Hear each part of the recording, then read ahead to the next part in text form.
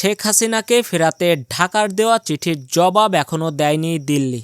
সাবেক প্রধানমন্ত্রী শেখ হাসিনাকে দেশে ফেরত চেয়ে দিল্লিকে পাঠানো চিঠির উত্তর এখনও পায়নি ঢাকা। পররাষ্ট্র মন্ত্রণালয়ের মুখপাত্র রফিকুল আলম জানিয়েছেন, ভারতের উত্তর পেলে সরকার পরবর্তী পদক্ষেপ নেবে।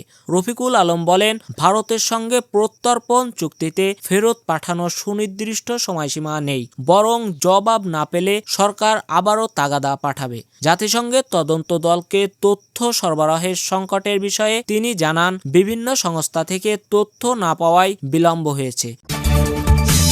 পোল্যান্ডের স্টুডেন্ট ভিসা নিয়ে হয়রানির শিকারদের বিষয়ে বাংলাদেশের দূতাবাস পোল্যান্ড সরকারের সঙ্গে যোগাযোগ শুরু করেছে। পররাষ্ট্র উপদেষ্টা মোহাম্মদ তৌহিদ হোসেন জানিয়েছেন, শেখ হাসিনাকে বিচার কাজের জন্য ফেরত চাওয়ার কথা ভারতকে জানানো হয়েছে।